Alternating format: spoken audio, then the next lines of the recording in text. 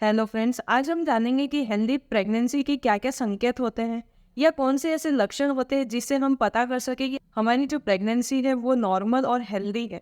तो सबसे पहले जो फर्स्ट ट्राइमेस्टर रहता है उसमें 6 to 8 वीक्स के बीच में आपके बेबी की हार्ट बीट अगर आती है तो ये बिल्कुल हेल्दी प्रेगनेंसी होती है। साथ ही जो प्रेग्नेंट मदर रहती है उन्हें मॉर्निंग सिकनेस की समस्याएं आने लगती है। तो मॉर्निंग सिकनेस यानी कि जब भी आपको प्रेगनेंसी कंसीव होती है तो प्रेगनेंसी कंसीव होने के दौरान आपको नोजिया और वॉमिटिंग रहता है, आपको कुछ खाने का मन नहीं करता है। तो ये बिल्कुल नॉर्मल लक्षण होता है प्रेगनेंसी का।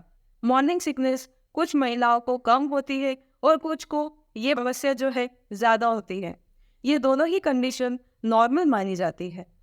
लेकिन अगर आपको मॉर्निंग सिकनेस जैसा कुछ नहीं लगता है और आपको प्रेगनेंसी कंसीव होती है, ये जो लक्षण है ये आपको किसी समस्या के कारण हो सकता है।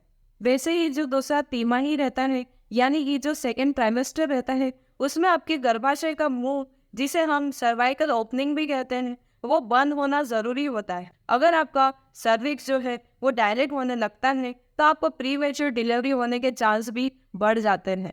साथ ही जो सर्वाइकल लेंथ होती है वो आपका 20 वीक्स पर 37 से लेके 39 तक की आपकी सर्वाइकल लेंथ अगर रहती है तो ये एक हेल्दी प्रेगनेंसी का संकेत होता है। लेकिन अगर आपकी सर्वाइकल लेंथ 15 से कम होती है तो फिर आपको प्रीमेच्योर डिलीवरी होने के चांस जो रहते हैं वो बढ़ जाते हैं। इसके साथ ही आपका जो वेट है वो भी एक एवरेज लेवल पर बढ़ना ज़रूरी होता है, यानी कि ना ज़्यादा कम आपका वेट रहे और ना ही आपका ज़रूरत से ज़्यादा वेट गेन होना चाहिए।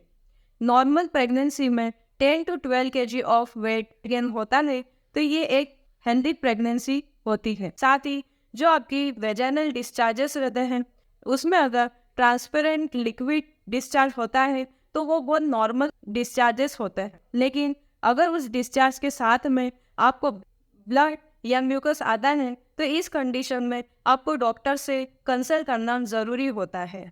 और आपको अगर कोई क्रोनिक कंडीशन होती है यानी कि आपको कोई हार्ट प्रॉब्लम या बीपी, शुगर की समस्या रहती है तो उसका असर आपके बच्चे पर भी पड़ता है, तो उसे आपको time to time routinely manage करना बहुत ज़्यादा ज़रूरी होता है। तीसरी तिमाही या थर्ड ट्राइमेस्टर के दौरान आपकी जो सोनोग्राफी रहती है उसमें आपका प्लेसेंटा का पोजीशन देखना बहुत ज़्यादा ज़रूरी होता है।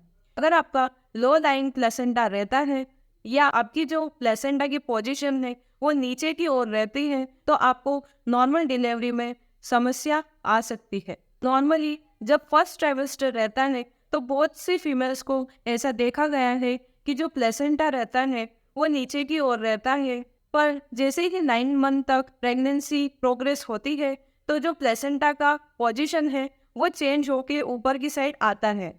यदि ये सारे सिम्टम्स आपको आपकी प्रेगनेंसी के दौरान देखने को मिलते हैं तो उसका मतलब है कि आपकी जो प्रेगनेंसी है वो बिल्कुल हेल्दी है। साथ ही जो आपके पेट का आकार है वो 9 मंथ तक जैसे जैसे आपके बच्चे की ग्रोथ होती है तो पेट का आकार भी चेंज होता है और पेट आगे की ओर बढ़ता है, जो एक हेल्दी प्रेगनेंसी का संकेत होता है।